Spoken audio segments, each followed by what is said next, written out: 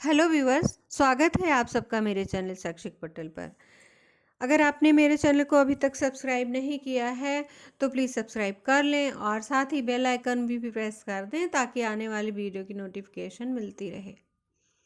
भारत की पवित्र धरा बहुत से संत महात्माओं को से भरी पड़ी है, जिन्होंने अपने महान विचारों और कर्मों द्वारा जीवन को सफल बनाया और आम जनमानस को भी लाभान्वित किया। ऐसे ही महान संत थे श्री रामानुजाचार्य।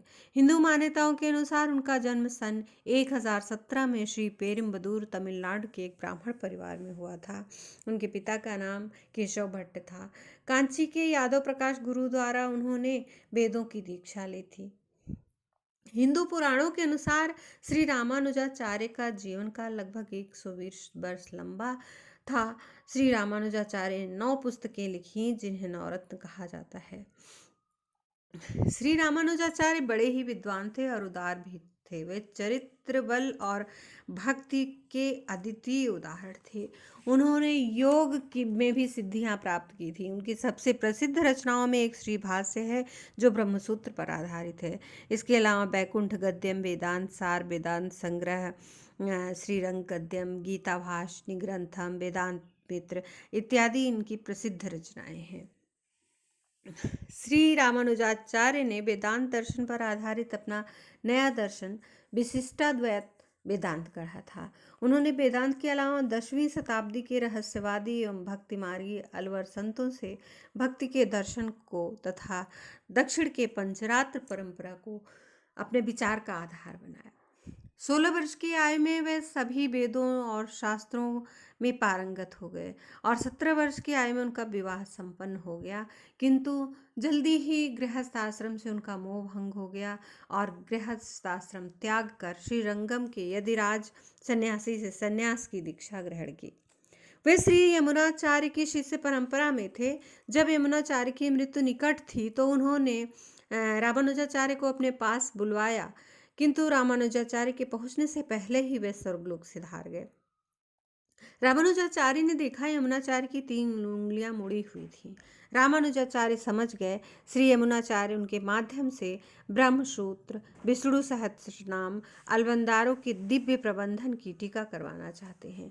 रामानुजाचार्य ने उनकी इच्छा पूरी की। मैसूर के श्रीरंगम से चलकर रामानुजाचार्य शालग्राम नामक एक स्थान पर रहने लगे और 12 वर्ष तक वैष्णव धर्म का प्रचार प्रसार किया। फिर उन्होंने वैष्णव धर्म के प्रचार प्रसार के लिए पूरे देश में भ्रमण किया। श्री रामानुजाचार्य सन 1137 में बैकुंठवास को चले गए। उनके अनुसार भक्ति का अर्थ पूजा पाठ, कीर्तन, भजन नहीं, बल्कि ध्यान करना, ईश्वर की प्रार्थना करना है। आज के समय में भी रामानुजाचार्य की उपलब्धियां और उपदेश उपयोगी हैं। उन्होंने भारत भ्रमण के दौरान कई जीर्ण शीर्ण मंदिरों का पुनरुद्धार कराया और इसमें प्रमुख हैं श्रीरंगम, तिरुवनंतपुरम, तिरुपति प्रमुख हैं। इनके सिद्धांत के अनुसार भगवान विष्णु ही पुरुषोत्तम हैं, वही प्रत्येक शरीर में साक्षी रूप से विद्यमान हैं। भगवान नारायण ही सत्य हैं, उनकी शक्ति महालक्ष्मी चित्त हैं और यह जगत उनके आनंद का निवास है। भगवान श्री लक्ष्मी नारायण इस जगत के माता पिता हैं और साथ ही सभी जीव उनकी संतानें हैं। इसी परंपरा के अनंत श्री विभूषित श्री श्री 1008 धरा के दैदीप्यमान आदित्य जगत गुरु रामानुजाचार्य पूज्य स्वामी श्रीधराचार्य जी महाराज का प्रादुर्भाव चित्रकूट के अंचल में स्थित दक्षिण शरीरा गांव में माता यशोदा और पिता पंडित राम सूर्य के यहाँ श्रावण कृष्ण पक्ष की द्वितीया तिथि को हुआ। 11 वर्ष की आयु में आपने गीता कंठस्थ कर ली। आपको गीता शिरोमणि की दिव्य उपाधि से अलंकृत किया गया।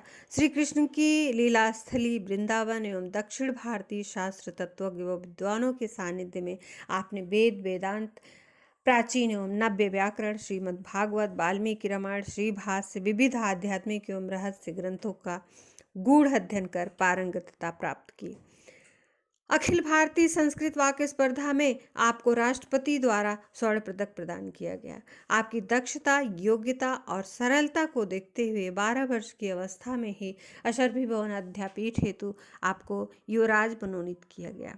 21 अगस्त 2006 को श्री अयोध्या में देश के प्रधान संत महंत धर्माचार्यों की उपस्थिति में आपको जगत गुरु रामानुजाचार्य इस गौरवशाली पद से अलंकृत किया गया। धन्यवाद।